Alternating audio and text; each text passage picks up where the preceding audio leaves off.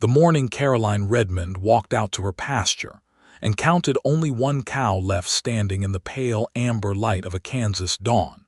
She understood with absolute certainty that she had exactly 30 days before the bank took everything her father had built and everything she had bled to keep. The single remaining cow, a broad-shouldered roan she had named Bessie after her mother's favorite aunt, stood chewing at the brittle grass with the kind of serene ignorance that only animals and the very fortunate could afford. Caroline did not have that luxury. She stood in her worn leather boots, her dark hair pulled back beneath a sun-bleached hat, and she looked at that cow the way a drowning woman looks at a single plank of driftwood. It was not enough. It had never been enough. But it was all she had left. The year was 1879, and the prairie town of Millhaven, Kansas, was the kind of place that looked generous on a clear day and absolutely merciless when the bills came due. The railroad had bypassed them 2 years prior, taking with it the promise of easy commerce and leaving behind a community that survived on stubbornness and the hope of good rain.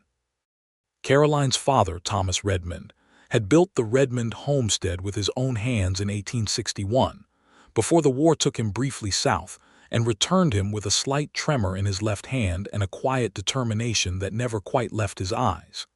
He had died in the spring of 1877, leaving Caroline the land, the house, the cattle debt, and a mortgage note that felt heavier than the iron plow rusting behind the barn. She had managed for 2 years. She had sold cattle when she had to, taken in mending and laundry from the women in town, traded eggs and preserves at the general store, and fought every single month to keep the bank from swallowing the only home she had ever known. But the drought of the past summer had been particularly cruel, and when the illness swept through the herd in October, she had watched cow after cow either die or be sold at desperate prices just to cover feed costs and keep the water running. Now it was April of 1879, and Bessie stood alone in a pasture built for 40 head, and the note on the property was overdue by 3 months. Silas Holt, the man who held that note through the Millhaven Savings and Loan, had made it perfectly clear in a letter delivered the previous Thursday that he intended to foreclose by the 1st of May, unless the balance of $112 was received in full. He had also made it perfectly clear, in the way men like Silas Holt always made things clear without ever quite saying them directly, that there was another option. He had come by the property twice in the last month, hat in hand, but eyes traveling over the land the way a man surveys something he already believes belongs to him. He was 51 years old, twice widowed, and the most prosperous man in Millhaven County.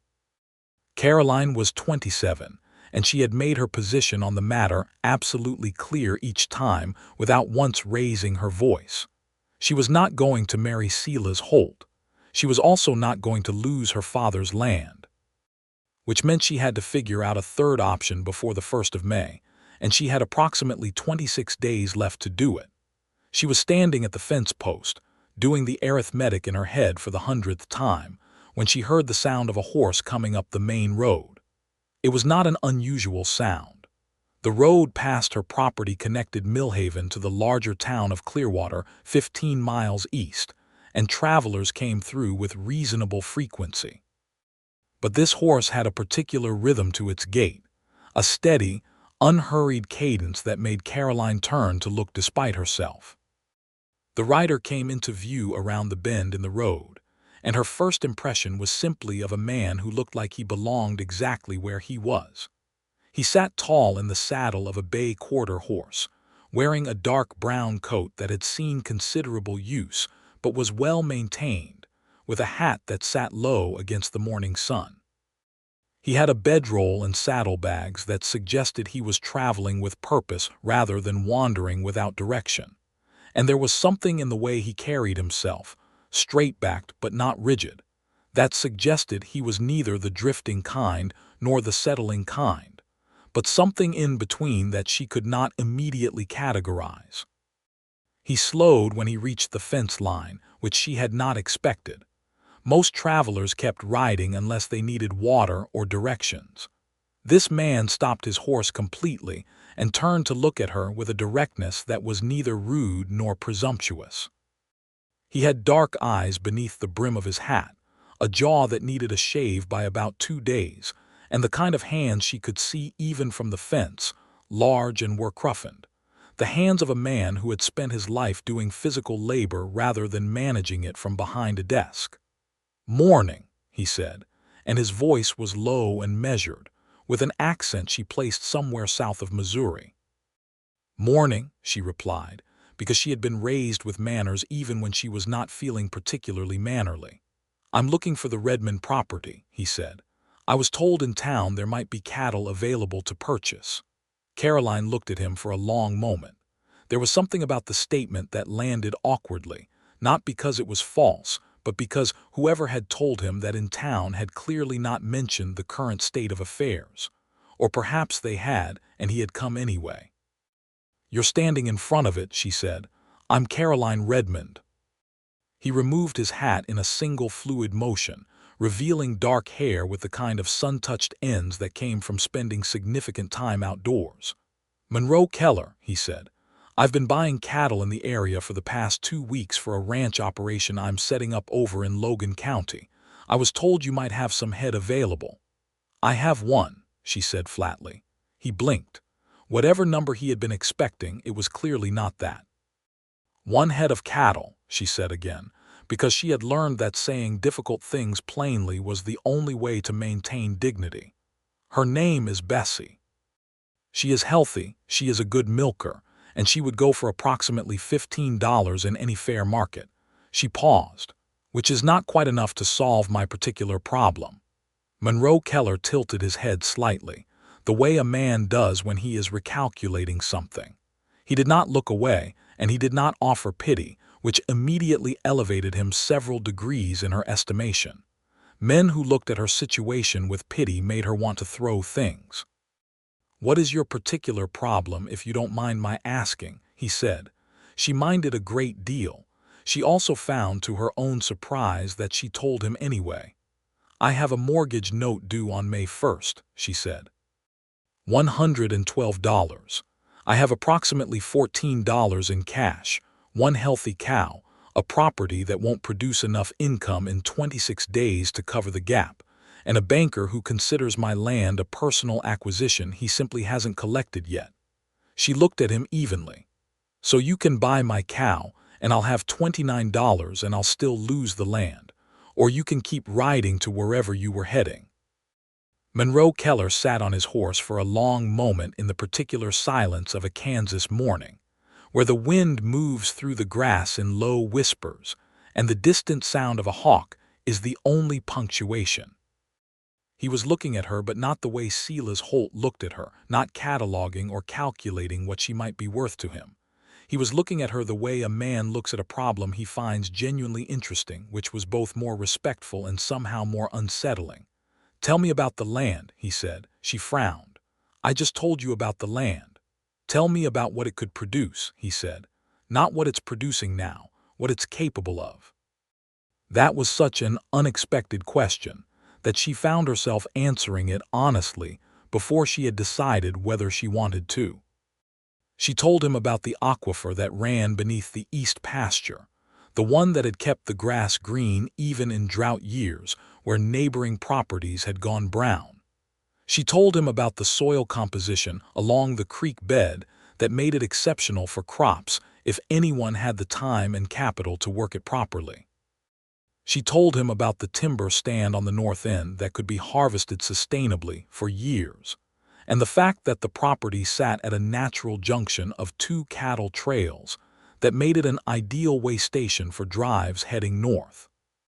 By the time she was done talking, she realized she had been talking for almost 10 minutes, and Monroe Keller had not once looked away or checked the road or done any of the things men did when they were politely waiting for a woman to finish speaking so they could say what they had intended to say before she started. "Can I water my horse?" he asked. She was so surprised by the simplicity of the request after all of that she almost laughed. "Almost. Trough's on the other side of the barn," she said. He rode through the gate she opened for him, dismounted with the easy movement of a man who had spent more hours in the saddle than out of it, and led his horse to the trough. He let the animal drink and patted its neck in the absent way people touch things they care for without needing to make a performance of it. Caroline stood nearby, watching him, trying to figure out what he was. He was not a drifter. Drifters had a particular quality of restlessness that showed in their eyes and their shoulders, a constant low-level readiness to move on that Monroe Keller did not have. He was not a rancher in the established sense, or he would have come with hired men and a list, not alone on a bay horse asking about potential. He was not a banker or a land speculator, because those men wore the evidence of their trade in their clothes and their speech. He was something she did not quite have a word for yet. "How long have you been running the property alone?" he asked, still looking at the horse rather than at her. 2 years, she said, "since my father passed. No other family. A brother in St. Louis," she said. "He made it clear 2 years ago that he had no interest in the land and every interest in his dry goods business." Monroe nodded as if that were an entirely comprehensible human behavior, which she supposed it was. "Any hands?" "I had 2 until last fall," she said. "I had to let them go when the money ran dry. Zeke Fuller, the older one, went to work for the Hargroves spread north of town. The younger one, Billy, I don't know where he ended up." She paused. "I've been managing alone since October." He turned and looked at her then, and she saw something in his expression that was not pity and was not admiration exactly either. It was closer to recognition, the look of one person who understands the weight of a thing because they have carried something similar themselves. "How much of the eastern pasture is currently under use?" he asked. She showed him. She did not know why she showed him, except that something in his manner suggested that whatever he was thinking about was worth seeing through to its conclusion. They walked the property, and she pointed out the aquifer markers her father had placed, the soil quality along the creek, the timber stand, and the 2 trail junction points she had mentioned. He asked good questions, the kind that showed he understood what he was looking at, and she found herself relaxing in spite of herself, because there was something profoundly refreshing about being taken seriously by someone who did not want anything from her except information. They were standing at the edge of the east pasture, looking out at the spring grass coming in thick and green near the aquifer line, when he said, "I'm going to make you a proposition, Miss Redmond. You can say no, and I'll buy your cow for $15 and leave you in peace." She turned to look at him. "All right. I need a base of operations in this county for the cattle operation I'm building," he said. "I've been looking at properties for 2 weeks, and none of them have what this one has, specifically that aquifer and those trail junctions. I'm proposing a lease arrangement. I'll pay you $60 for the first month's use of the pasture and water rights, with option to renew monthly. I'll also front the remaining balance on your mortgage note, which you can pay back out of lease payments over the following months." He paused. "That gets you through May 1st and gives you operating capital while you rebuild." Caroline looked at him for a long time. The wind moved through the spring grass between them with a sound like running water. "Why?" she said. It was the only question that mattered. "Because it's the best piece of land I've looked at in 2 weeks," he said, "and because I'd rather make a business arrangement than watch something worth preserving get swallowed by a bank." "You don't know me," she said. "You don't know if I'll honor the terms." "No," he agreed. "But you just spent 10 minutes telling me exactly why your land is valuable, which is the opposite of what someone who is trying to deceive me would do. People trying to deceive you lead with what you want to hear. You led with the problem." He paused. "That's either very honest or very sophisticated, and either way it's useful to me." She was quiet for a moment. Bessie had wandered over to stand at the fence nearby, watching them with the bovine serenity that had always made Caroline find cattle oddly comforting.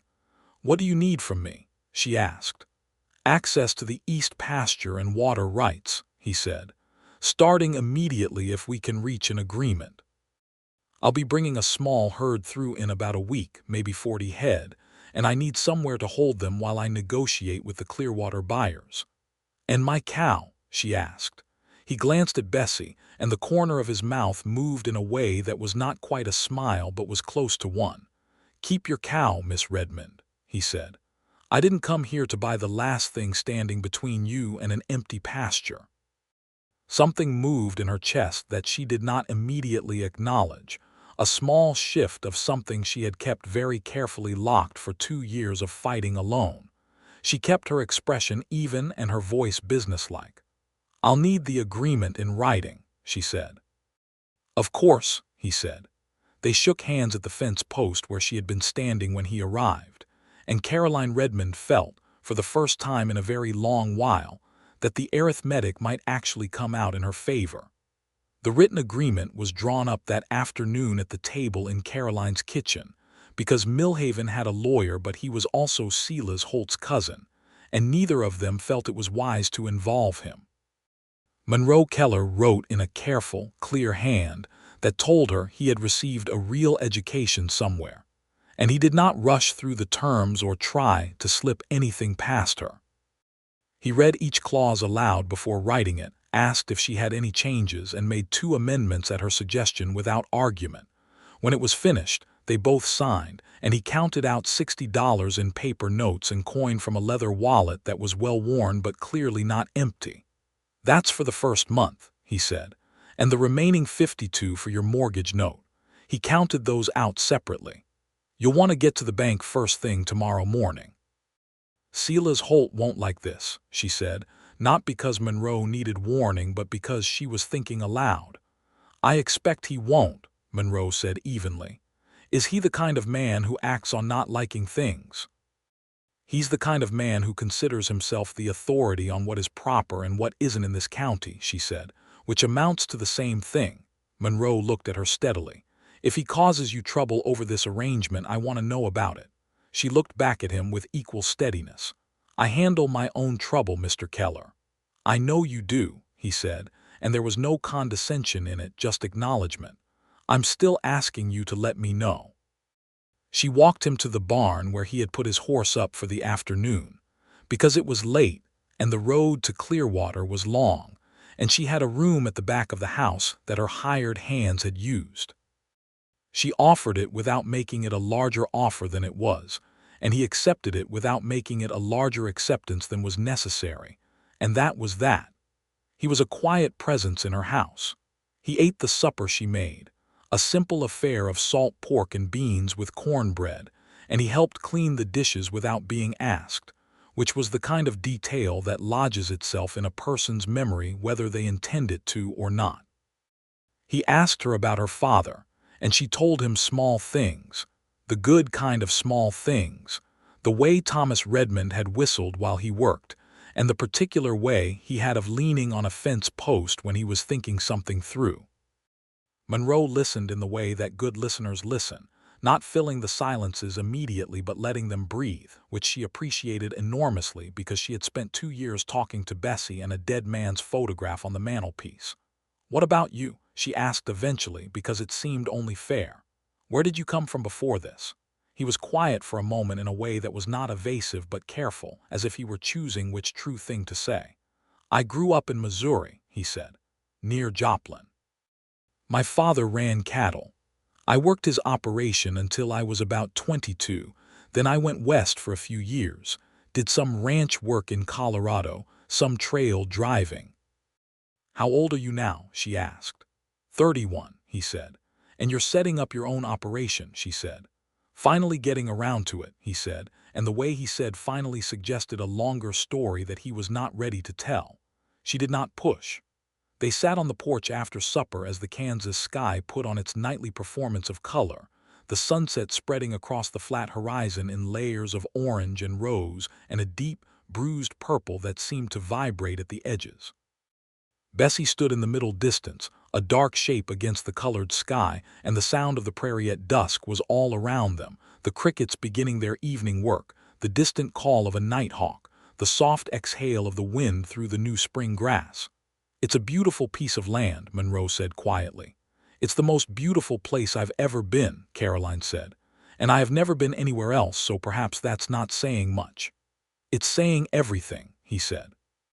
She looked at him in the growing dark, but he was looking out at the land, and his expression was simply genuine, the face of a man who meant what he said, and she found she had nothing to add to that. She went to the bank the next morning before Silas Holt could have received word of any new arrangements, and she paid the overdue balance in full with the money Monroe had advanced her.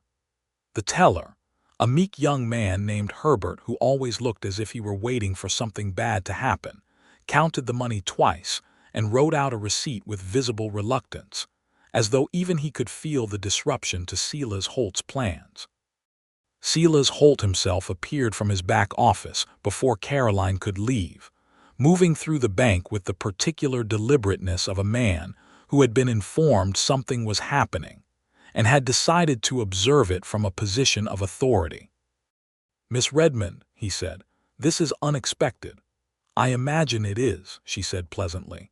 He looked at the receipt in her hand with an expression she could only describe as proprietary disappointment, the look of a man who has just watched something he considered his own property walk out of his reach.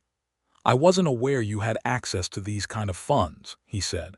"I made a business arrangement," she said, "a lease on the east pasture." Something shifted in his expression and she recognized it as the early stages of a calculation. "A lease," he repeated. "With whom?" "A cattleman," she said. "Monroe Keller out of Logan County." She let the name sit there and watched him decide what to do with it. "I don't know that name," Holt said, which was his way of saying he didn't consider it legitimate until he did. "You will," she said, and walked out of the bank into the bright April morning with her receipt and her dignity, and the very specific satisfaction of a woman who has just won a battle she was not supposed to win. Monroe Keller returned to Millhaven 4 days later with 43 head of mixed cattle, and a young man he introduced as his cousin's son, a 17-year-old named Pete, who was doing his first real cattle drive, and had the wide eyes and dusty enthusiasm of someone who had discovered a vocation. Pete turned out to be genuinely useful with the cattle, and had a gift for moving animals that Monroe said he had never been able to teach anyone. It was just something Pete had, an instinct. They set up a camp at the far edge of the east pasture, near enough to the aquifer to have easy access to water, and far enough from the house to maintain a comfortable distance from Caroline's domestic space. Monroe came to the house each morning to check in and each evening to report on the cattle, and Caroline found she began to look forward to those conversations with an enthusiasm she kept carefully contained. She was not a naive woman. She had been 27 years old and alone on a homestead for 2 years, and she understood both her own loneliness and the way loneliness could distort a person's judgment. She was careful. She observed Monroe Keller with the same systematic attention she gave to everything, watching not just what he said but how he said it, not just what he did but what he did when he thought no one was watching. What she observed was consistent. He treated Pete with patient authority, firm when firm was needed but never unkind. He was scrupulously honest in his dealings with her, documenting every arrangement and keeping every promise. He worked alongside Pete rather than directing him from a distance, which told her something about how he thought about labor and dignity. He was good with animals in the quiet, competent way that suggested genuine feeling rather than professional skill, and when one of the herd came up lame on the second day, he spent 2 hours with it himself rather than delegating the problem. He also, she noticed, was consistently careful not to crowd her. He did not appear at the house uninvited. He did not make suggestions about her property or her management of it unless she asked. He did not speak to her as though she needed guidance or protection, but as though she were a person of equivalent standing whose choices were her own business. After 2 years of Silas Holt's presumptions and the well-meaning condescension of half the town, this felt so unusual it was almost disorienting. On the 5th day after the cattle arrived, she was repairing the fence on the south end of the property when she heard him approaching, and turned to find him carrying a second set of tools. "Saw you heading out," he said. "Thought an extra pair of hands might speed things along." "I'm not helpless," she said immediately, because it was a reflex she had developed and not always a helpful one. "I know that," he said simply. "I also know that fence repair is faster with two people than one, and I have nothing pressing for the next hour." She looked at him, at the easy certainty with which he stood there offering help as a practical matter rather than a statement about her capabilities, and she moved over to give him room. They worked on the fence in a comfortable silence for the first stretch, the physical rhythm of the work filling the space between them. The sun was climbing toward noon, warm without being harsh, and the pasture smelled of good spring earth and new grass. "Were you ever married?" she asked, because she had been wondering and had run out of reasons not to ask. He kept working, but something in his posture shifted slightly, not closing off but becoming more deliberate. "No," he said. "Close?" she asked. A pause. "Once," he said. "About 4 years ago. A woman in Colorado. She was a good woman." He set a fence post with a clean, practiced motion. "It didn't work out. She wanted stability that I couldn't give her at the time, and she was right to want it." He looked at the fence line rather than at her. "I was still becoming something I hadn't figured out yet. She couldn't wait, and I couldn't ask her to." The honesty of the answer surprised her. She had expected either deflection or the kind of vague, self-protective summarizing that men used when they did not want to be examined. She had not expected something this direct and this genuinely self-aware. "Do you regret it?" she asked. "I regret that I wasn't further along sooner," he said. "I don't regret her choice. It was the right one." She thought about that for a while as they worked. Then she said, "My father wanted me to marry before he died. There was a man he approved of, a farmer about 12 miles east. A good man from what I could see. I just didn't love him." "Couldn't you have grown to love him?" Monroe asked, not judgmentally, genuinely curious. "Maybe," she said, "but my father understood in the end. He told me the night before he passed that he was prouder of me for knowing my own mind than he would have been for any respectable marriage." She paused. "I have tried to hold on to that when the town makes its opinions known." "And they do," he said, less a question than an acknowledgement. "Constantly," she said. "A woman alone on a homestead is an inconvenience to everyone who has a theory about how she ought to be living."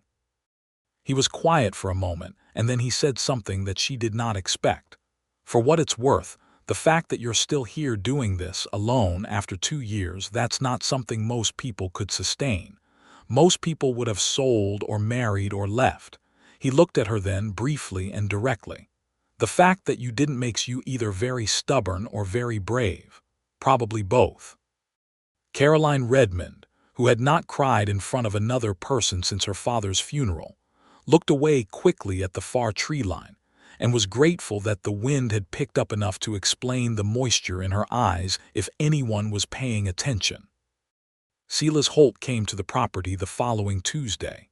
He came alone, and in the middle of the afternoon, which was his way of establishing that this was a social call and not anything more official.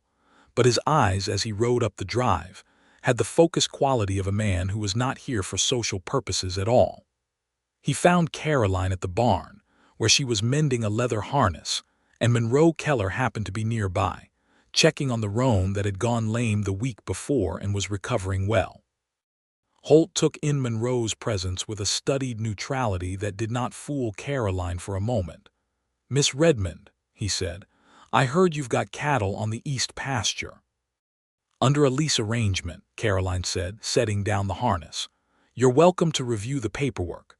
"No need," Holt said, with the practiced expansiveness of a man who wants to suggest that his discomfort is not discomfort at all.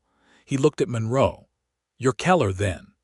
"Monroe Keller," Monroe said, without moving from where he was standing, which meant that Holt had to acknowledge him at something close to equal positioning rather than looking down from horseback. It was a small thing, and she suspected entirely deliberate. "And you're Holt from the savings and loan?" "I am," Holt said. "I like to keep track of what's happening on properties I have an interest in." "Property has a paid note," Monroe said, "as of last Thursday."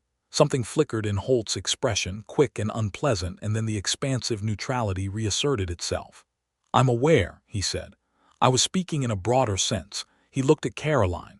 "I simply want to be sure you're not getting yourself into arrangements that could create complications down the line." The arrangement is straightforward and well documented, Caroline said. She kept her voice pleasant and her gaze direct. I appreciate your concern, Mr. Holt. He looked between them for a moment, and she could see him measuring something, the distance between them, the way Monroe stood, the fact that she was not deferring to him the way she usually had to when he held her mortgage as leverage. The leverage was gone, and without it, Silas Holt was just a man who had decided he wanted something she had never offered him. I see, he said finally, in the tone of a man who sees rather more than he is saying. He turned his horse around with unnecessary ceremony and rode back down the drive. He'll cause trouble, Monroe said, watching him go. He always does eventually, Caroline said, and picked the harness back up. But he doesn't have the note anymore, so his options are limited. Monroe looked at her profile for a moment, at the set of her jaw and the steadiness of her hands on the work. You're not worried, he said. I'm always worried, she said, but I'm not afraid. There's a difference. He was quiet for a moment, and then he said, so quietly it was almost to himself, yes, there is. The first week of May came in on warm southern winds, and the east pasture, with 43 head of healthy cattle, looked more like the property Caroline had always imagined it could be than anything she had actually experienced. Monroe had negotiated a sale of 30 head to the Clearwater buyers, which he handled in a single day's trip that he returned from in good spirits and with a fair sum in his pocket. He paid her the second month's lease on the 1st of May without being asked, which she noted but did not comment on. She had started cooking for him and Pete as part of the arrangement, something she had offered because cooking for 3 was not much more labor than cooking for 1, and because it seemed the practical thing to do, and the evening meals had become the most regular social occasion of her week. Pete, it turned out, was excellent company. He was 17 and possessed of the particular kind of uncomplicated enthusiasm for everything that the young sometimes have before life complicates them. He found everything on the prairie marvelous, from the migration of the meadowlarks to the pattern of the spring thunderstorms to Caroline's cornbread, which he declared the finest he had ever eaten with a sincerity that she found completely endearing. He's going to be all right, that boy, she told Monroe one evening when Pete had gone to bed early after a long day with the remaining cattle. He's going to be better than all right, Monroe said. There was genuine warmth in his voice when he spoke about Pete, the kind that comes from watching someone young find their footing. He's got good instincts and a good character, that's most of it. Your cousin's boy, she said. You're close with your cousin. Her name is Ada, he said. She's the closest thing I have to a sister. Her husband, Pete's father, passed about 3 years ago, so she's been raising Pete and his 2 younger sisters mostly on her own. He paused. I try to help where I can.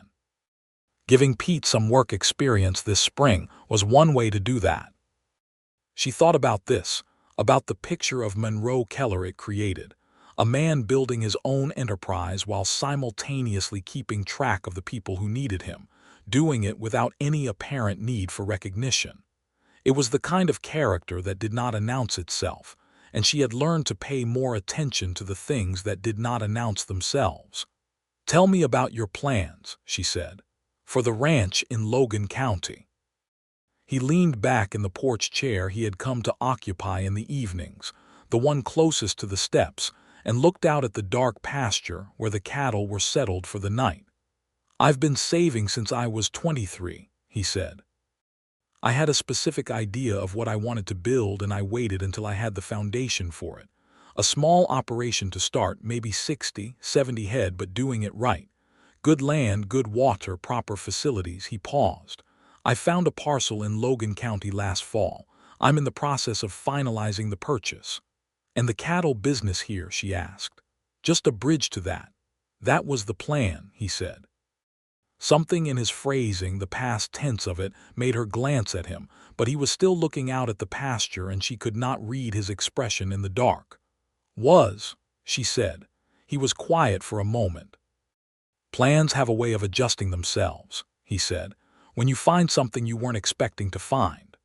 The silence that followed was different from the comfortable silences they had developed over the past 2 weeks. It had weight in it. Caroline was very still, looking at the same dark pasture, aware of the warmth of the evening and the nearness of him in the adjacent chair, and the fact that her heart was doing something irregular that she was not giving it permission to do. "I should check on Bessie," she said, and stood up. "Caroline," he said. She stopped at the top of the porch steps, her back to him. "I'm not trying to complicate your situation," he said. "I want you to know that." She turned to look at him, and in the lamplight from the kitchen window she could see his face clearly and the genuine care in it, the careful way he was watching her, as if she were something worth being careful with. "My situation," she said, "is considerably less complicated than it was 3 weeks ago, largely due to you." "That's a business arrangement," he said. "I'm talking about something else." She looked at him for a long moment, this man who had ridden up her drive 3 weeks ago to buy her last cow, and had instead arranged the entire world differently by refusing to do the simple, straightforward thing. "I know you are," she said quietly. "I'm not ready to talk about that yet." "All right," he said simply, and that was the end of it for that night. But she lay awake for a long time in the dark of her room, listening to the prairie sounds and thinking about a man who was careful enough to wait. May moved through its middle weeks in the particular golden manner of Kansas spring, when everything seems to exist at maximum intensity, the colors too bright, the wind too sweet, the days too perfect to trust entirely. The remaining 13 head of cattle were still in the east pasture, and Monroe had begun conversations with a second set of buyers out of Dodge City that would require him to stay another few weeks at least. He had also, she noticed with a kind of quiet pleasure, begun doing things around the property that were not strictly covered by the lease agreement. He repaired the barn roof on a day when she was in town, leaving it noticeably sounder than it had been and saying nothing about it when she returned. He reset 3 fence posts on the north end that had been working loose for months. He spent an afternoon helping Pete dig out the irrigation channel along the creek bed that her father had started years ago and never finished, and when she came to look at it, she stood at the edge of the newly cleared channel and thought about her father and felt something that was both grief and gratitude simultaneously. "You didn't have to do this," she told Monroe, standing at the edge of the channel. "I know," he said. "I wanted to." She looked at him, at the honest simplicity of his face in the afternoon light, and felt the barrier she had been maintaining dissolve a degree further. "My father would have liked you," she said. Something moved in his expression that was quietly significant. "I would have liked to know him," he said. "From everything you've told me, he seems like a man worth knowing." She walked the rest of the channel with him, pointing out where her father had planned to extend it, and Monroe listened and asked questions, and it occurred to her that in all the practical activity of the last 3 weeks, what Monroe Keller had given her was not just financial breathing room, but something she had not realized she was as hungry for: the experience of being genuinely heard by someone who cared about the answers. The trouble with Silas Holt materialized, as Monroe had predicted it would, on the 15th of May. It arrived in the form of a legal notice, delivered by Herbert the teller with visible embarrassment, informing Caroline Redmond that Silas Holt was challenging the lease arrangement on the grounds that the east pasture had been pledged as collateral in the original mortgage agreement, and that any commercial lease of said parcel required the bank's approval, which had not been obtained. Caroline read the notice twice, sitting at her kitchen table, and then she went and found Monroe in the east pasture. He read it without expression, which she had learned was how he processed things that were serious, the stillness covering the work happening underneath. "Is he right?" she asked. "About the collateral clause?" "Possibly, technically," Monroe said. "Depending on exactly how the original mortgage agreement was written." He handed the notice back. "Do you have the original documents?" She had them. Her father had kept everything in a tin box beneath the floorboard of his bedroom, a practice she had always thought was paranoid and now thought was inspired. They spread them on the kitchen table, and Monroe read the original mortgage agreement with the careful attention he gave to everything that mattered, and after about 20 minutes he sat back. "The collateral clause lists the property as a whole," he said. "The east pasture is not separately delineated. It's vague enough that a judge could go either way." He paused. "But pursuing this in court would take months, and Holt knows that the practical effect of a legal dispute would be to complicate the lease arrangement regardless of outcome." "Which is what he wants," she said. "Which is what he wants," Monroe agreed. He was quiet for a moment. "I have a lawyer in Clearwater, a good one. I'd like to contact him today if you're willing." "Yes," she said, and Monroe, she waited until he looked at her. "I need to be part of this, not just informed about it, part of it." "I know," he said. "I'm asking for your permission to bring in help, not taking over." She nodded. "Then yes, contact your lawyer." His lawyer, a compact, sharp-eyed man named Samuel Ware, who arrived from Clearwater 2 days later, was one of those people who became visibly more alert when presented with a problem worth solving. He reviewed the documents, listened to Caroline explain the history of the mortgage and the lease arrangement, asked Monroe several precise questions, and then sat back and was quiet for exactly 45 seconds before he said, "This is manageable." He explained that the collateral clause, being imprecise, was challengeable, and that, moreover, the fact that Holt had accepted the full payment of the overdue note without raising the collateral issue at that time was potentially an implied waiver of any claim he might have had. He would need to file a response and potentially appear before Judge Morrison in Clearwater, but he was cautiously optimistic. "How long?" Caroline asked. 3 weeks, perhaps 4, Ware said. "The Dodge City buyers," Monroe said. "I'll need to push the timeline." "I understand," Caroline said. "I'm sorry about that." Monroe looked at her with an expression of such genuine, unconcerned patience that she almost wanted to argue with him about it. "Don't apologize for Silas Holt," he said quietly. Samuel Ware stayed for supper, and he and Pete had a long conversation about the cattle business that somehow turned into a long conversation about the law and ended with Pete asking Ware very serious questions about what a man needed to do to study law. Ware, who clearly liked the boy, gave him a genuine answer, and Caroline watched Monroe watch Pete with quiet pride from across the table and felt something warm and specific move through her chest. After supper, when Ware had gone to bed in the hands' room and Pete had gone out to check on the cattle, Monroe and Caroline were alone in the kitchen, doing the dishes in the lamplit quiet. The evenings had been growing gradually warmer, and the kitchen window was open to the night air, and the spring crickets were in full voice. "I want to ask you something," Monroe said. She was drying a plate and she looked at him. "All right." "When this is settled," he said carefully, "when the legal business is done and the Dodge City sale is through and the arrangement has run its course, what do you want for this place? Not what you need to survive, what you actually want." The question surprised her in its depth and in its sincerity.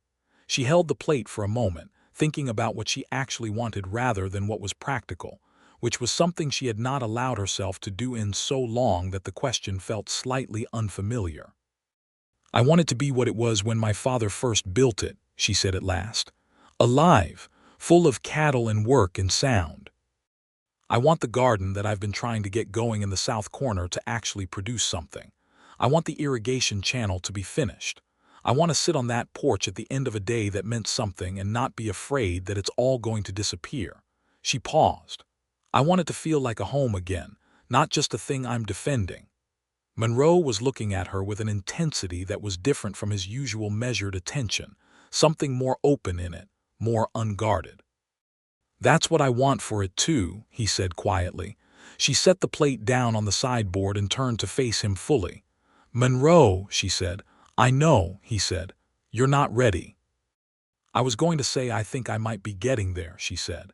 He was still for a moment, and then something in his face opened in the way that faces open when a person allows something they have been holding carefully to become visible. It was not a dramatic thing. It was quiet and real, and it was one of the most significant expressions she had ever seen on another person's face. "All right," he said softly. "Then we'll get there." She reached out and touched his hand where it rested on the counter beside her, just briefly, just the press of her fingers against his. And then she picked up the next plate to dry, and they finished the dishes in a silence that was full to the edges with everything that had just been said without saying it. The legal matter with Sela's Holt resolved itself at the end of May, approximately 3 weeks after Samuel Ware had filed the response. Judge Morrison, a man with a reputation for both impatience with technical maneuvering and a comprehensive understanding of property law, ruled that the imprecision of the collateral clause did not extend to prohibiting commercial leases of subparcels, and that in any case, the acceptance of full payment without raising the issue had constituted an implicit waiver. Holt's challenge was dismissed. Caroline received the news on a Wednesday afternoon, delivered by courier from Clearwater, and she read the ruling standing in her kitchen doorway with the sun on her face, and a feeling so large in her chest that she had to breathe it out slowly before it overwhelmed her. Monroe found her on the porch, and she handed him the ruling without a word. He read it, and when he looked up he was smiling, not the almost smile she had become familiar with but a real one, full and unreserved, and it transformed his face in a way that made her catch her breath. "We should celebrate," Pete said from behind them, because Pete had also been reading the ruling over Monroe's shoulder with the unself-conscious curiosity of the very young. "I'll make the good cornbread," Caroline said. "The regular cornbread is already the good cornbread," Pete said with complete sincerity.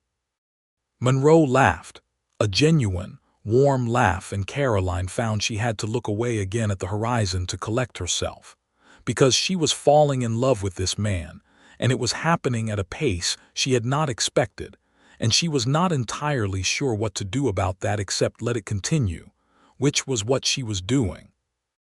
June arrived with its full heat and its extravagant skies, and the Dodge City buyers came through on the 8th and took the remaining 13 head at a price Monroe called satisfactory, and that Pete called magnificent. It left the east pasture empty again, and empty differently than it had been in the sad drought months, empty in the way of a field between seasons, with potential in it rather than loss. Monroe paid her the 3rd month's lease on the 1st of June, and she took it and looked at it and then looked at him. "You don't need the pasture anymore," she said. "The cattle are gone." "The arrangement runs to the end of June," he said. "Monroe," she said. "I'm not in a hurry to leave," he said plainly. Not defensively, not with a performance of nonchalance, just plainly, the way he said most things. She put the money in her tin box and thought about the fact that she was not in a hurry for him to go, and that this was perhaps the most significant thing she had thought in 2 years. They went riding together on a Sunday afternoon in mid-June, something she had not done for pure pleasure since before her father's decline, and it was Monroe's suggestion, made easily and without pressure one morning over breakfast. They rode the eastern boundary of the property, and then further east along the creek, through the timber stand, coming out into open meadow that caught the afternoon sun at an angle that made the grass look like hammered gold. Monroe rode beside her on his bay horse, easy in the saddle as always, and they talked about things that had nothing to do with mortgages or leases or legal challenges. They talked about the books she had read growing up and the ones she still read by lamplight when she could afford the oil. They talked about Colorado, where he had spent years she had not been part of, the particular quality of the mountains, and the way the sky changed at altitude.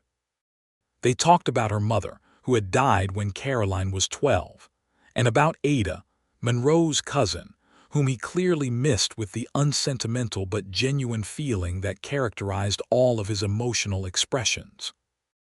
"I'd like you to meet her someday," he said. The simplicity of someday made her look at him. He was watching the creek, a small smile at the edge of his mouth. She understood that he was thinking forward past the current month, past the lease arrangement, into a future that involved her in it alongside him, and that he was saying so without pushing her toward it. "I'd like that too," she said.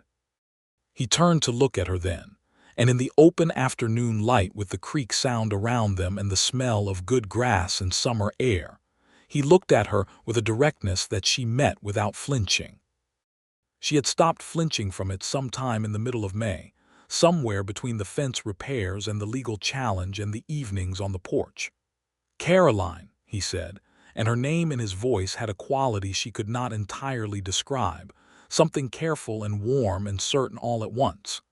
"Yes," she said, because she knew what he was asking.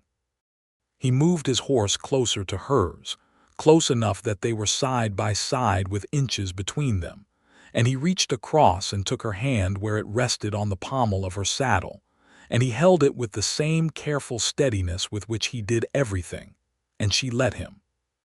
They stayed like that for a while, in the afternoon gold of a Kansas June, while the creek ran and the meadowlarks called, and Bessie was probably doing something serenely incomprehensible in the pasture miles behind them, and Caroline Redmond felt the particular sensation of a life that has been lived largely in defense of itself, beginning to open into something more expansive.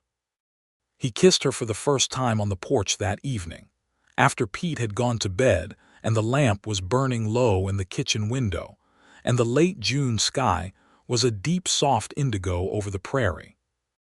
It was a quiet kiss, brief and warm and entirely assured, and she kissed him back with a certainty that surprised her with its completeness, as if she had been in the process of making this decision for weeks and had simply finished making it now. "I need to tell you something," he said, when they had separated by a small distance that neither of them appeared willing to make larger. "All right," she said. "The parcel in Logan County," he said. "I haven't finalized the purchase yet." She looked at him steadily, understanding the significance of this without needing him to explain it. "I've been thinking," he said carefully, "that Logan County may not be the right location." He paused. "I've been thinking that Millhaven County has what I'm looking for." "Logan County," she said. "Is that far from here?" "About 70 miles," he said. "That's not very far," she said. "No," he agreed. "But it's also not here." He was watching her in the lamplight with that particular careful quality. "I'm not asking you for anything right now, Caroline. I want to be clear about that. I'm telling you where I am, not making demands of where you need to be." She thought about what it meant that he said that he led with the statement of no demands, that he was willing to be patient in a situation where most men would have been pressing. She thought about the fact that she had spent 2 years being pressured and this man had spent 2 months being profoundly, consistently, stubbornly patient. "Monroe," she said. "Yes." "When the lease ends next month," she said slowly, thinking it out as she said it, "what would you think about a different arrangement, a partnership?" He was very still. "What kind of partnership?" "The kind where you use your capital and your cattle knowledge and your contacts, and I provide the land and the facilities and the labor," she said, "and we build what this property is capable of being, together." He looked at her for a long moment in the quiet summer night. "That's a significant offer," he said. "I know what I'm offering," she said. "A business partnership," he said carefully, and there was a question under the word business asking her to be clear. "To start," she said, "yes." The edge of his mouth moved and then the full smile came again, the one that transformed his face. "Then yes," he said, "I accept." They shook hands in formal parody of their first agreement, and then they sat together on the porch until very late, talking about plans, real plans, the kind with specifics and timelines, and the particular pleasure of two people who have each been carrying something alone, realizing they do not have to do that anymore. Over the course of that summer and into the fall, the Redmond property became something it had not been in years. The east pasture was restocked with cattle, a mixed herd of 40 head that Monroe sourced from 2 separate ranchers in the county, with an eye for quality that Caroline quickly learned to recognize. The irrigation channel was completed and proved exactly what her father had predicted it would be, a significant improvement to the hay fields along the creek. Monroe hired 2 hands, experienced men he knew from his Colorado years, a man named Calhoun who was 60 and impossibly steady, and a younger man named Ray who was 24, and had a way with sick animals that saved them 3 head over the first month. Pete came back in August with a proper employment offer and stayed through the fall, and then wrote in November from Missouri to say he had been accepted to read law with a firm in Joplin. And the letter had so much barely contained excitement in it that Caroline read it aloud at the supper table, and everyone at the table was happy in a way that required no performance. Caroline's garden in the south corner came in magnificently, or magnificently enough for a first real season, producing green beans, squash, tomatoes, and the sort of pumpkins that made Calhoun, who was apparently passionate about pumpkin pie, emit a sound of pure satisfaction when he first saw them. She sold the surplus at the Millhaven General Store and found herself in the novel position of having income from multiple sources, which meant that the arithmetic, for the first time in years, was reliably coming out positive. Silas Holt remained in Millhaven, naturally, and remained a man with opinions about how things ought to be, but he had lost his primary leverage, and he seemed to understand this. He was civil when civility was required and otherwise kept his distance, which was all anyone could reasonably ask. He had, Caroline heard through the not entirely reliable channel of Millhaven's social conversation, begun keeping company with a widow from the next county, which if true was probably good for everyone concerned. Monroe and Caroline did not rush anything. There was something deliberate in their pace, something they both seemed to understand without discussing, that what they were building mattered enough to build properly. The partnership agreement had been drawn up formally by Samuel Ware in July, equal terms, equal voice, which Monroe had insisted on, and which Caroline had accepted because equal terms were the only terms she would have accepted anyway. The romance of it moved at the same steady, unhurried pace, which suited both of them. He was a man who showed love through the accumulation of small, consistent actions rather than dramatic gestures, through the way he always had coffee ready when she came to the kitchen at dawn, through the way he noticed when she was tired and quietly redistributed the work without making a point of it, through the evenings on the porch and the Sunday rides and the comfortable silence that had become as much of a home to her as the house itself. She showed love in her own ways, in the meals she made with increasing inventiveness as the provisions improved, in the care she took with his things when they needed mending, in the way she listened to his thoughts about the operation and built on them with her own, and in the gradual openness she extended to him over the months, telling him things she had not told anyone since her father's death, the fears and the memories and the specific texture of a grief she had been carrying alone for 2 years. October brought the first frost and the harvest, and the satisfying mathematics of a year that had come out whole. Monroe sat at the kitchen table one October evening, going over the accounts, and looked up at Caroline where she was sewing by the lamp and said, "We made a profit." She looked up from her sewing. "How much?" He told her, and it was not a large sum by the standards of established operations, but it was real and it was honest and it was theirs. And she set her sewing down and looked at him across the table in the warm lamplight and felt something settle in her so completely and so finally that she understood it was permanent.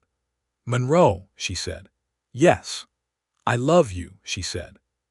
She said it the way she did most things, directly and without decoration, because she was not a person who had ever seen the use of making important things seem smaller by surrounding them with lesser ones. He was very still for a moment, and then he stood up from the table and came to where she was sitting and knelt beside her chair with the unself-conscious directness of a man who does not have a theatrical bone in his body, but understands the weight of a moment. "I love you, Caroline," he said, and his voice was low and certain and entirely real.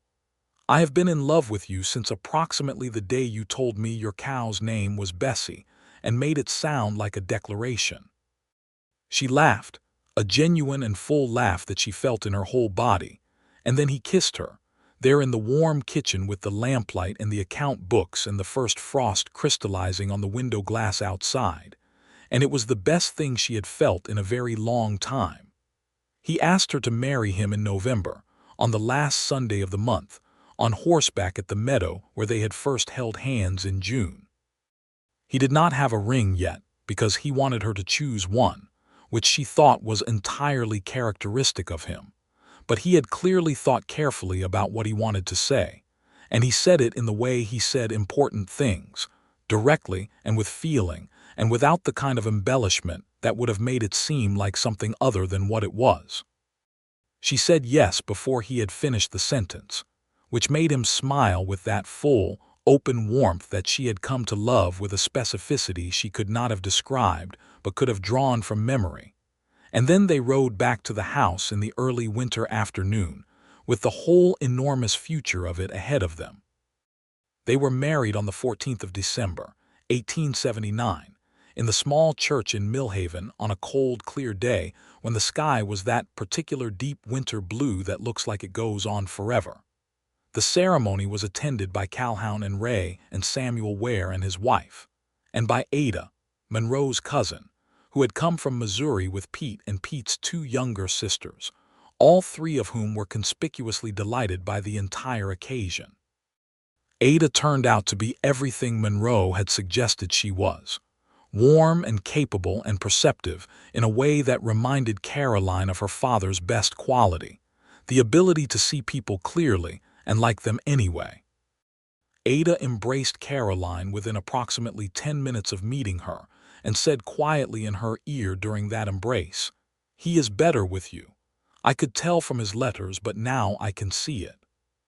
Caroline held on to that through the ceremony, through the simple reception in the church hall with its good food and its small warmth, through the moment when Monroe took her hand as they walked out into the December cold, and she felt the new band on her finger and the reality of it all settle into her bones like the answer to a question she had been asking for a very long time.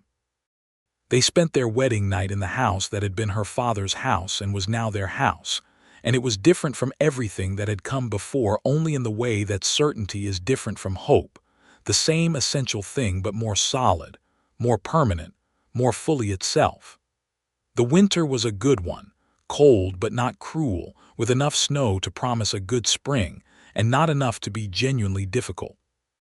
They worked the property through the cold months in the comfortable partnership they had established, with Monroe handling the cattle and the outdoor work with Calhoun and Ray, and Caroline managing the books and the provisions and the household with the same systematic efficiency she had always applied to everything.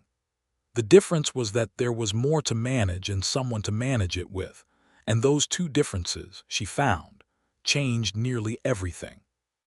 They wrote to Ada regularly, and to Pete, whose law studies were going very well according to his latest letter.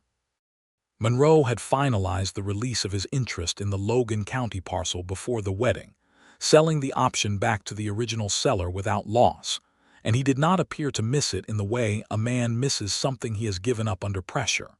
He appeared to regard it the way a man regards a route he considered and chose not to take, with simple clarity and no regret. In February, Caroline discovered she was expecting their first child. She did her calculations twice, and then sat with the information for a private day before she told Monroe, not because she was uncertain about telling him, but because she wanted to hold it quietly for a moment and feel the fullness of it before it became shared. She told him over supper on a Thursday evening, setting her fork down and looking at him directly, and watched his face do something she had never quite seen it do before, a kind of opening that went deeper than any other expression she had seen from him, something at the very root of him becoming visible. He was around the table before she had finished her sentence, and he held her with both arms for a long time without saying anything at all, which told her everything about how he felt. When he asked at last, his voice slightly rough, "October," she said, he pulled back to look at her face, holding her by the shoulders, and his expression was still doing that deep, open thing. "Are you all right? Are you feeling well?" "I feel exactly as I expected to feel," she said, which was true. She had not felt entirely herself for the past several weeks and had now had the explanation for it confirmed. "I'll write to Ada," he said. "Not yet," she said. "Give me a week." I want it to be ours for just a little while longer. He understood this immediately, because he was a man who understood that kind of need. "A week," he agreed. Spring came in on schedule, and with it came the second season's planting and the expansion of the herd to 60 head, which Monroe had planned carefully through the winter months. He had also made arrangements to have the barn extended, a project he worked on himself in the long spring evenings with Calhoun's help, and the sound of the construction drifted through the open kitchen window as Caroline prepared the evening meals, regular and purposeful and deeply satisfying to hear. She wrote to her brother in St. Louis in April, not for the first time since their father's death, but for the first time with news that was entirely good. She told him about Monroe and the marriage and the child coming and the state of the property, and she was generous about it, not withholding any of the good because of the years he had not been there for the hard. His response, which arrived 6 weeks later, was warmer than she expected, congratulatory and slightly apologetic, and containing a promise to visit that she did not entirely believe but appreciated nonetheless. Ada came in May, without Pete this time but with his younger sister Clara, who was 15 and wanted to see a cattle operation for reasons Ada said were purely practical, but that Clara's very clear interest in Ray, the ranch hand, suggested were not entirely so. Monroe had a quiet word with Ray about the matter that made Ray simultaneously embarrassed and entirely clear on his responsibilities, and things proceeded with appropriate propriety, with Clara learning a great deal about cattle and less than her original intentions might have involved about Ray. Having Ada there was, Caroline realized, the closest she had come to having a sister, and she found it extraordinarily good.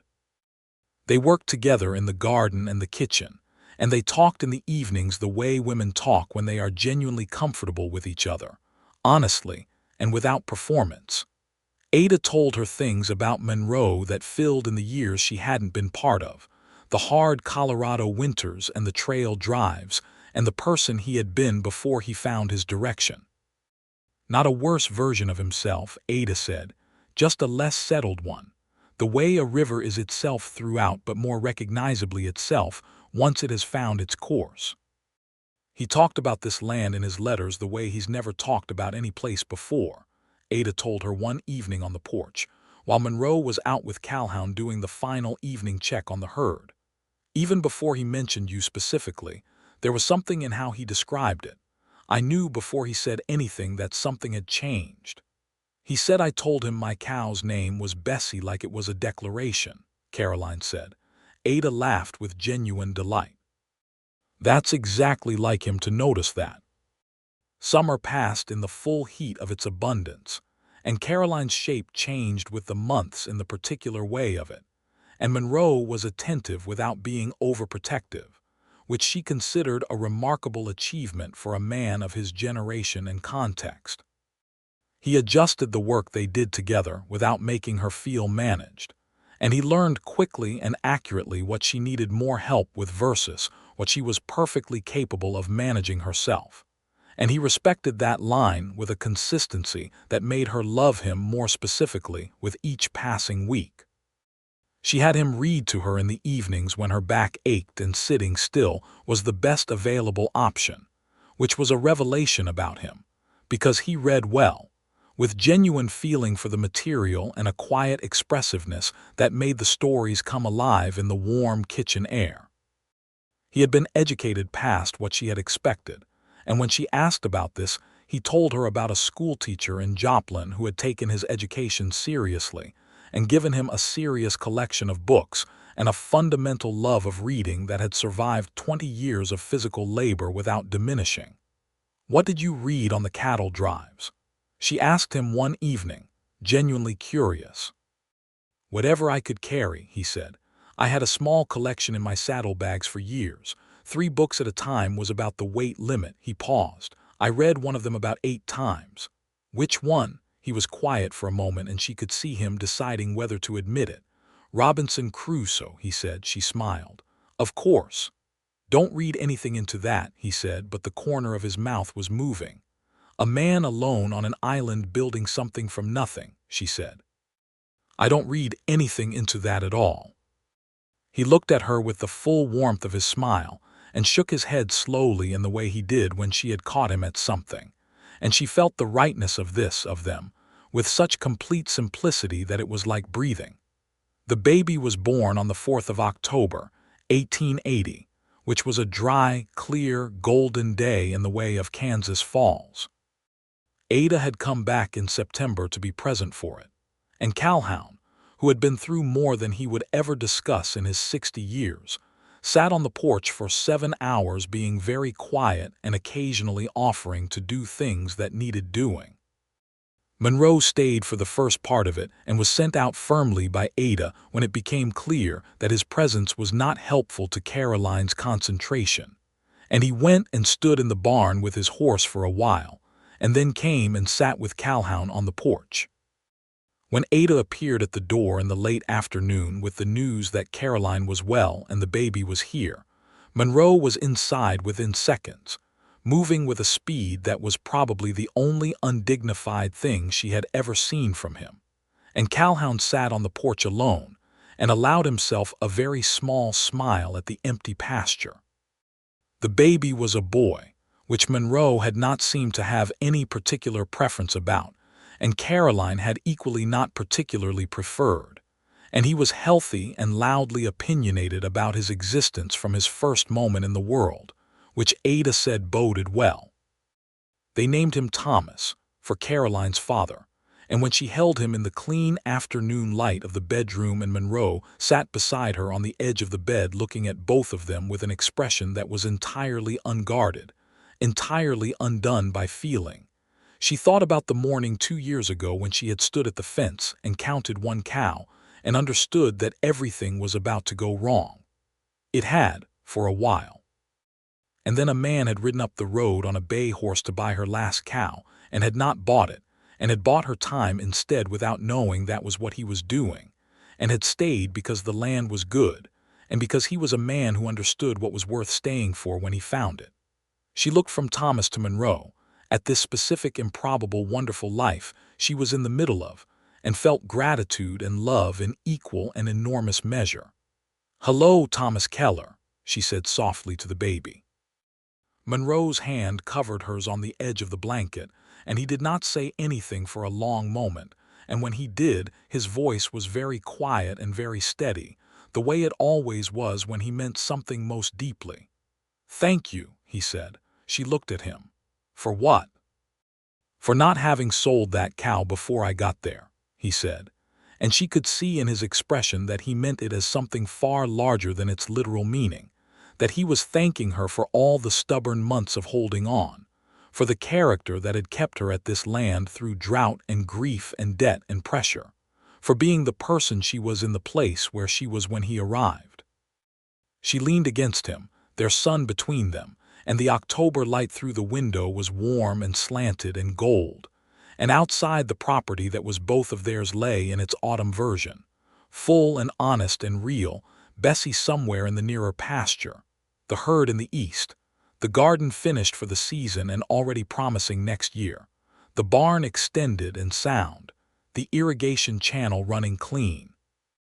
All of it built from the arithmetic of small acts of faithfulness, and the remarkable sequence of events that began with a stranger on a bay horse slowing down at a fence line.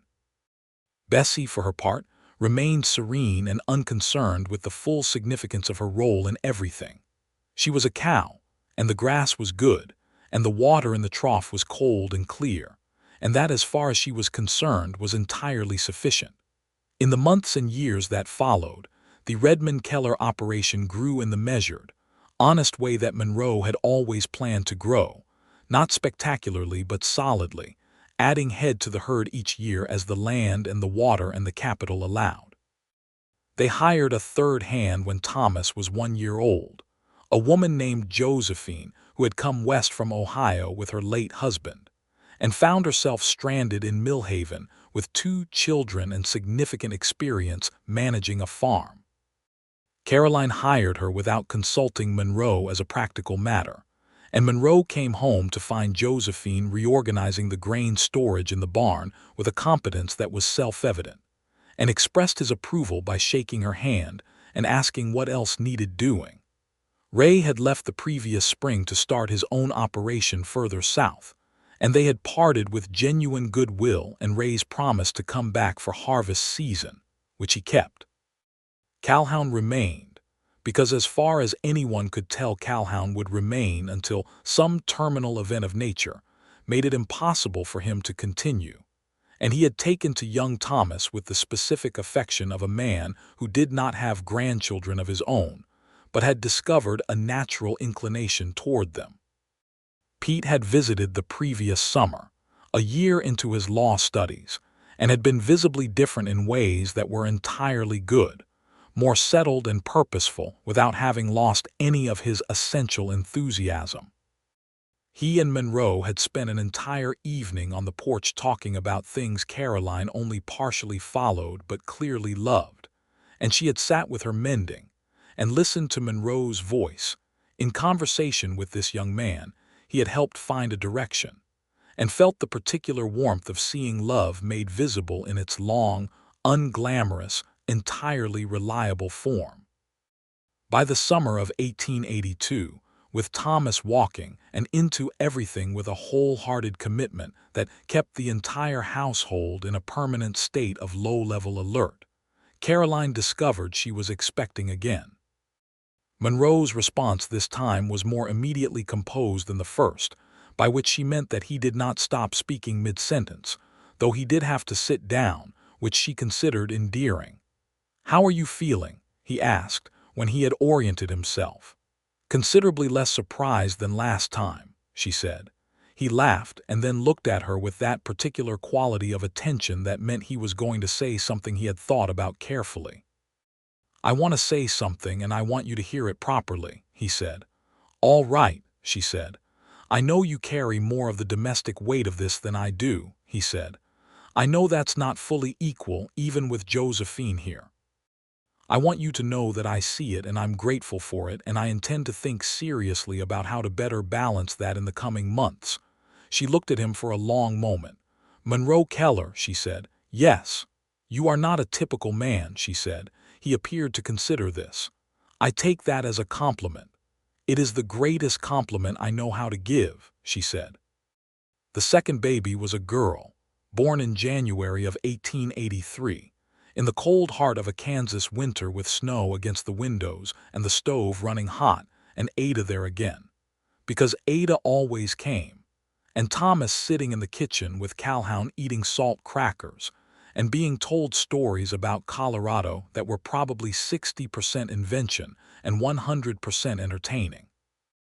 They named her Lucy, for Monroe's mother, and she arrived into the world with red in her hair and an opinion about everything within approximately 48 hours, which Thomas found deeply impressive, and which Calhoun described as the most determined infant he had seen in 60 years, which he said like it was a fine quality, which to him it clearly was. The years built themselves in this way, one upon another, each one containing its full share of ordinary joy and ordinary difficulty, and the specific satisfactions of a life lived in earnest partnership with the land and with each other. The property that Thomas Redmond had built with his hands in 1861, and his daughter had defended with her stubbornness through 2 desperate years, became something that neither of them, neither Thomas nor young Caroline standing at the fence with her 1 cow and her impossible arithmetic, could quite have imagined, but that was entirely the natural result of what both of them had been. Silas Holt retired in 1884 and sold the savings and loan to a man from Wichita, and Millhaven exhaled somewhat in his absence, which was not nothing. The town had grown around them, the railroad spur having finally come through in 1881 to the considerable relief of everyone who had believed in Millhaven long enough to wait for it. The Redmond Keller operation had benefited significantly from the improved access to markets, and Monroe's careful expansion of the herd in the years preceding the railroad's arrival meant they were in a position to move significant volume when it counted. Caroline had taken on a new project in 1883, organizing the women of Millhaven County into a cooperative for selling surplus produce and handmade goods through the store, and eventually through the railroad connection, which was the kind of practical economic organizing that her father would have recognized as his own instinct showing up in his daughter. Monroe had supported this without qualification from the beginning, which was what she had expected from him, and was nevertheless lovely to experience. On a warm May evening in 1884, 5 years after Monroe Keller had first ridden up the road to the Redmond property on his bay horse, Caroline sat on the porch with her coffee and watched the east pasture in the late light. The herd was visible at the far end, moving in the slow drift of settled cattle in good grass, and from inside the house she could hear Monroe reading to Thomas and Lucy, his voice carrying the easy expressiveness she had first noticed years ago and still found quietly wonderful. Thomas was 4 and had his grandfather's eyes, dark and steady and full of observation, and he sat through story time with a concentration that suggested he was going to be either a scholar or a judge. Lucy was 1 and was currently in the phase of attempting to eat the books rather than listen to them, which Monroe managed with patient redirection and the slightly beleaguered patience of a man who understood that this too was a phase with an end date. Bessie was still in the near pasture. She was old for a cow by any accounting, and she moved more slowly now and stood in the sun in the afternoons with the air of an elder receiving her due, which Caroline felt was entirely appropriate. She had never sold Bessie and never would, which Monroe had understood from the beginning without needing to be told. The voices inside rose briefly and then settled, the particular sound of a story reaching its end and the small negotiations of bedtime beginning, and Caroline watched the light go amber over the east pasture and thought about 5 years. About the morning she had stood at this same fence with the particular cold certainty that everything was about to be lost. About the sound of a horse coming up the road, about the conversation at the fence and the walk through the pasture, and the writing of an agreement at the kitchen table that had begun everything.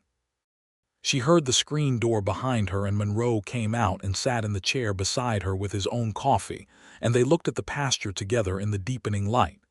"They're asleep," she said. "Lucy is," he said. "Thomas is still thinking about the story." A pause. "He asked me this evening why the prince in the story had to fight the dragon. I told him because the dragon was standing between him and what mattered. He thought about that for about 30 seconds and then said maybe the prince could have just talked to the dragon." She laughed softly. "He might be right." "He might be," Monroe agreed, and she could hear the warmth in his voice, the particular tone of a man who finds his son delightful on the deepest possible level. They sat in the easy silence of 2 people who have shared enough years to be fully comfortable inside it, while the light moved across the east pasture in its last performance of the day, and Bessie stood in the near pasture like a monument to the specific unpredictability of things, and the sound of the prairie settled into its evening register.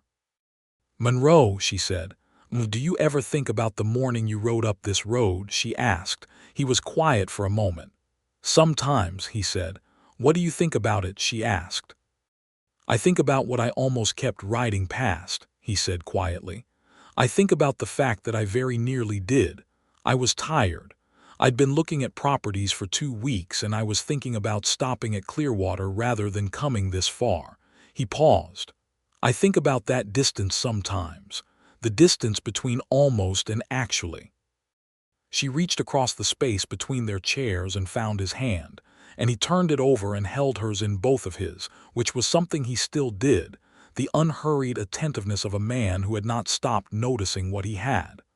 "I'm glad you didn't keep riding," she said. "So am I," he said. "Every single day."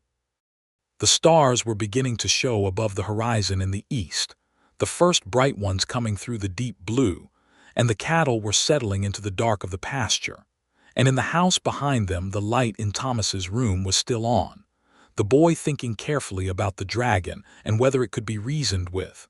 And the whole property lay around them in the evening quiet, real and full and entirely theirs. Caroline Redmond, who was now Caroline Keller and had been for 4.5 years, looked out at what her father had built and what she had refused to relinquish, and what Monroe had walked into with his capable hands and his careful heart, and felt the immense and ordinary satisfaction of a life that had been worth fighting for. Bessie lowed once in the near pasture, soft and comfortable, as if adding her endorsement. "Good night, Bessie," Monroe said, in the tone of a man who had long since accepted that this cow was a permanent member of the household regardless of conventional agricultural logic. "Good night, Bessie," Caroline echoed, and she felt Monroe's hand warm around hers, and the stars came in one by one over the Kansas horizon, and everything at last and for real and in the way that lasts was well.